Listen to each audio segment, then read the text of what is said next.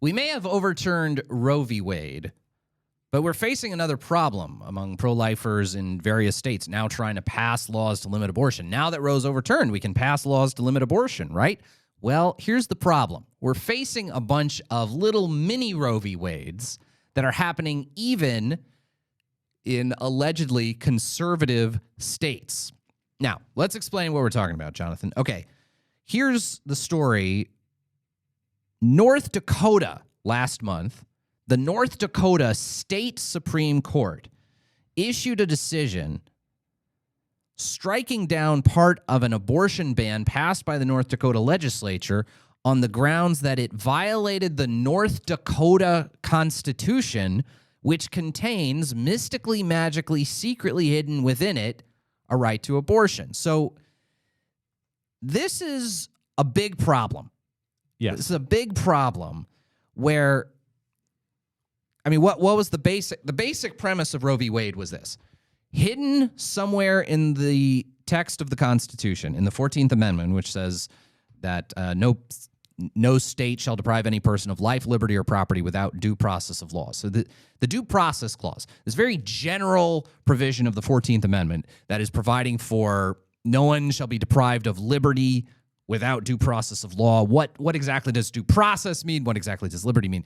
In these very vague terms of the 14th Amendment, the Supreme Court in Roe v. Wade found a right to abortion. Well, a lot of states have provisions in their state constitutions that sound a lot like that. And what's been happening is Roe v. Wade's overturned. Hooray! Now any state legislature can pass laws to limit abortion.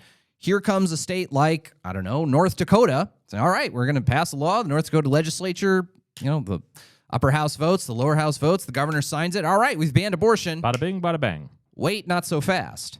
It gets into the North Dakota court system, and it goes to the North Dakota State Supreme Court. Now, every state, for those, I think most people have heard of, at least the U.S. Supreme Court, every state has its own Supreme Court, and every state has its own state constitution. So in America, we don't have one constitution. We actually have 51 constitutions. Every state has its own constitution, and we have the federal constitution. Okay.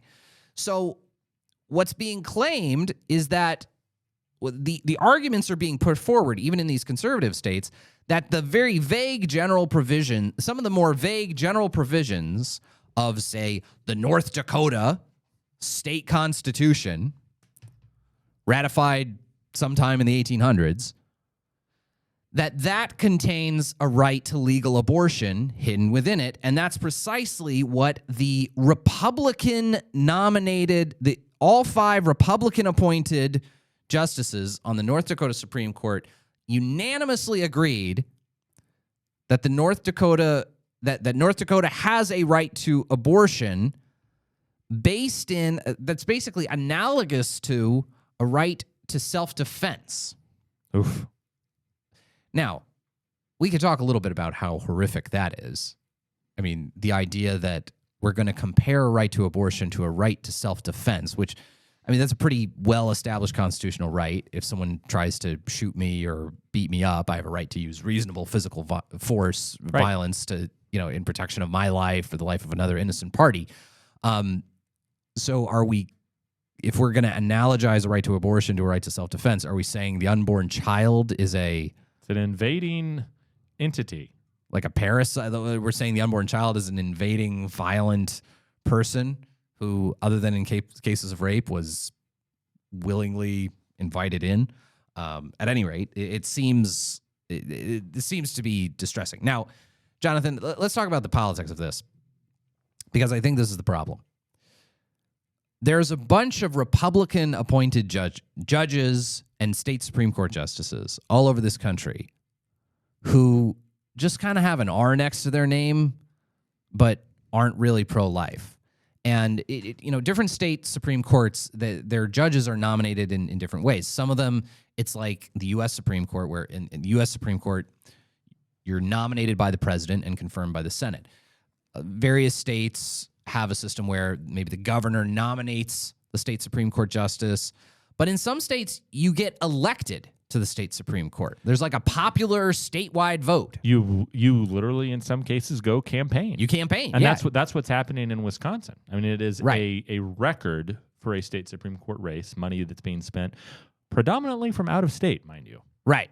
And so what's happening right now in Wisconsin is you have this race for a state Supreme Court seat where people are realizing if a liberal, depending on whether a liberal or a conservative is elected to this seat, it shifts the balance of power on the Wisconsin Supreme Court to give the outcome of either we believe that the Wisconsin state constitution protects the right to abortion or that it does not. And John, to put this in perspective, just this is from the AP. Spending on the high-stakes Wisconsin Supreme Court race has topped $42 million, Holy smokes. nearly triple the previous national record for a court race. For a state court race, yeah. I mean, it's unbelievable. Not slightly more, not even double, almost triple. Sure. Well, and I think it's quite obvious why this is happening.